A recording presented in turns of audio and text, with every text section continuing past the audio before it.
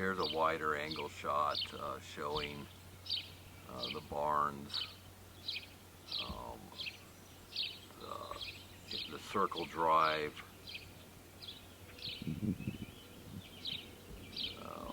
can see the former name of this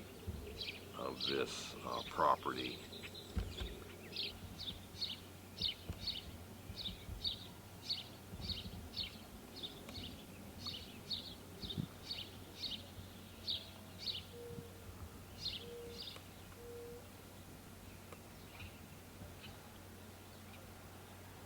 Pastures here beside this hoop barn, where my sheep will eventually be in, probably part of the winter. We'll see.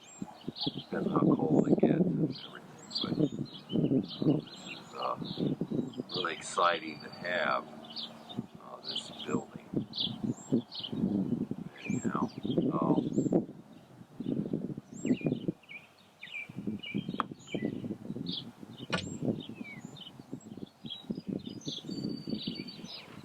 I believe these trees, at least some of those, are walnut trees, and that'll be those are in one of the pastures for the sheep. I may divide that off into two paddocks, and we'll have maybe two of those trees in one paddock and one in the other one. We'll see how that works out.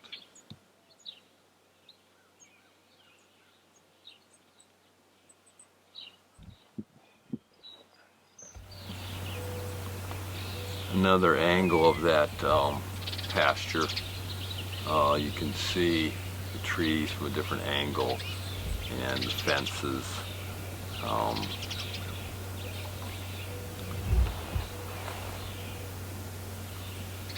Lots and lots of gates around this property to be able to give direction or keep animals in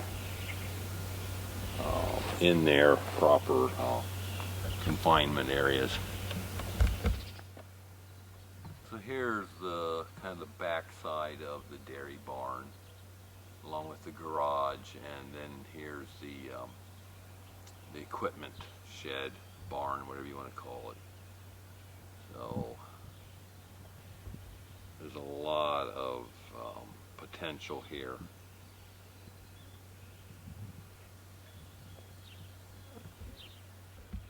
So I'll take you into the hoop barn here and let you see what we got.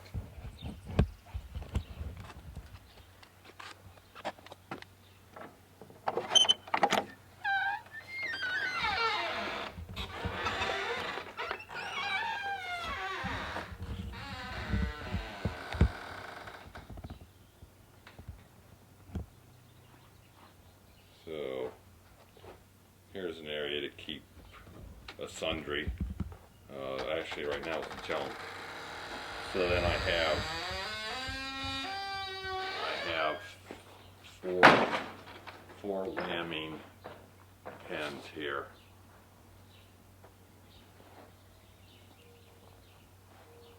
These are about 5 foot wide by 10 foot long. And there's opportunity for more of those on down through here, but I'm going to start with 4 ewes. We may not need all 4 of those, but you can see here an aisle then and an open area here in the barn, this hoop barn with a gate in here, and then this will be an area I can have the sheep mostly all together overnight, because of predators and stuff. There's a lot of, they say there's a lot of coyote activity in this area. And so they really, even though we have what I think will be a really good fence, we'll want to keep them contained in that fence at night so that the predators can't get them. And here's another nice, fairly big pen. I'm not sure how I'm going to use this, but it is available. So we'll see. You can see this is a pretty high barn. Needs some plastic replacement along some of these sides and ends, but the overall tarp on top is, I think, in pretty decent shape. It can make it a number of years. But then in this area, this will become this area and this one over here on the other side of the gate, down through to the big sliding doors. That'll become hay bale storage until it gets sold. So we're hoping to get the hay done here in the next week or so or two. We got somebody who's going to do a custom job for us on that. You can see this was set up for calving. It has the open ends and the gates and stuff. So it's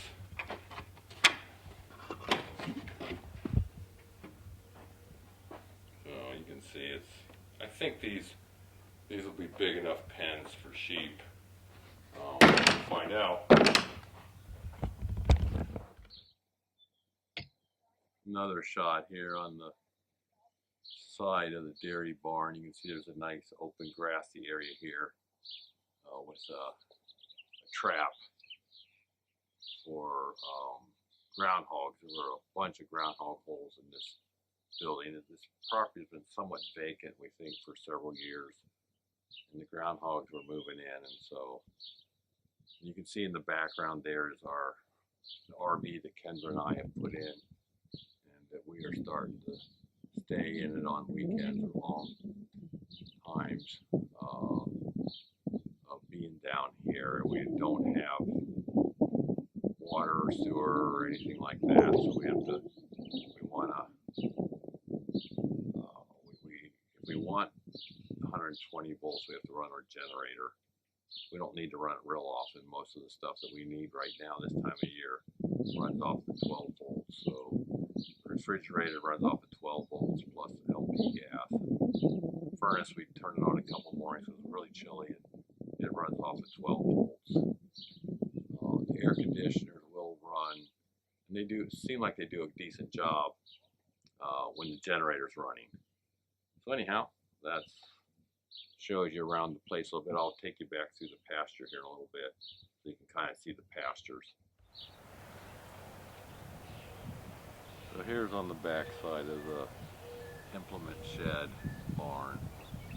We'll just pan around here so you can see back around. It's a little dark probably because the sun is between the building and me. I mean, the sun is on the other side of the building, so it's not a great shot. But anyhow, get an idea here what it looks like. And here's another pasture here.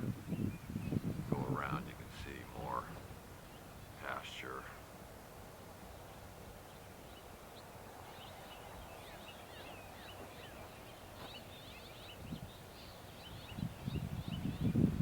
Yeah, all the way back to where we started. In the future, we'll see. That's all to be determined.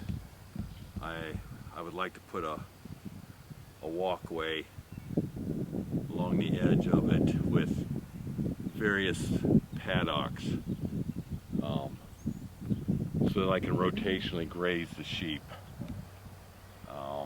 And I don't want to have to make water, take water and piping and all out here or by buckets. So I think what I want is an aisleway so that every paddock, they can get back to the barn for shelter at night, and they can also get to where the water is. So the line on the back side goes to where the tree line is there. That's the end of the property. And then it follows that tree line back there, and then this particular pasture then follows that tree line. There's pretty much all the way to the end there tree lines until it gets to residential.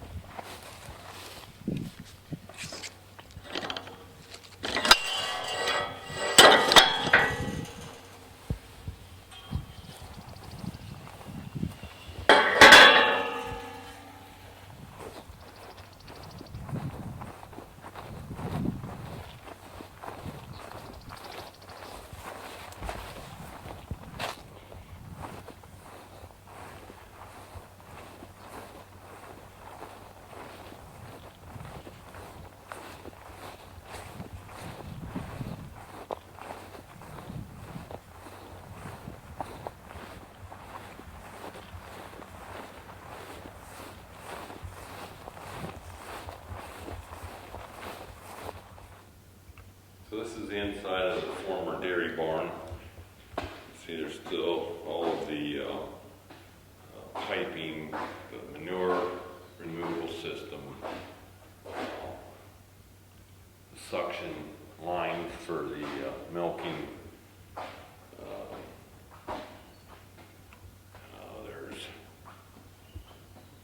It's a pretty good sized barn. I think it's about 3,300 square feet. That's one of the famous, is 8th generation X Roxy, in case you are a Holstein farmer. You may have heard of X Roxy as a really good milking cow that over the years has brought in a lot of money. But there's, what is it, 1, 2, 3, 4, 5, 6, it'll be 12 milking stalls, and here would be, this would be the tank, the milk tank, where the milk came into. Those of you who are milk producers, you know what this equipment is. I have no idea. So anyhow, this area could become a mud room when it's converted. Could be that there'll be a shower in there, and washer and dryer, and some storage and stuff. Or they may just completely take that out. The architect is coming up with a blueprint. Was here this afternoon and talking to our daughter and the contractor consultant. Took photos and measurements and all. He'll start the process, so it'll be interesting to see what they come up with for Jonathan and Hannah's part of the house, and then our in-law quarters within that house. The architect told me when I met him that for the building codes here, the in-law part of it can't be more than 1,000 square feet.